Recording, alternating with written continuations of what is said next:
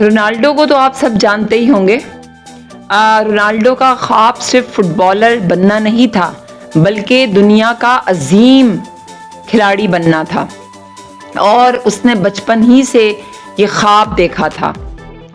اس نے اپنے گھر میں غربت دیکھی، اس نے باپ کی بیماری دیکھی، اس نے لوگوں کے طنز دیکھے، اس نے لوگوں کا رویہ دیکھا، اس نے جو ہے وہ ان سب چیزوں کو برداشت کیا. وہ اس لیے کہ اس کو اپنے خواب کو حاصل کرنا تھا، اس کو اس جگہ پہنچنا تھا جہاں پر پہنچنے کے بعد شاید لوگ جو ہے وہ ایک نئے روپ میں اس کے سامنے آتے.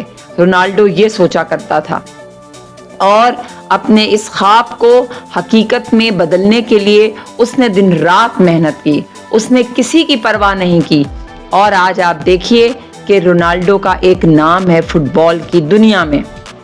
تو کہنے کا مطلب یہ ہے کہ خواب اگر ہم دیکھیں تو اس کی تعبیر کو ممکن بنانے کے لیے ہمیں محنت کرنی ہوگی، شدید محنت کرنی ہوگی، جب جا کے ہمارے خوابوں کو تعبیر ملتی ہے.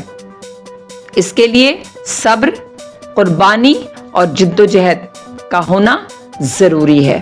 آپ کا کیا خیال ہے مجھے ضرور بتائیے گا، اور سچ کا سفر ود بدر میں آپ کا ساتھ میرے لیے باعث عزت ہوگا.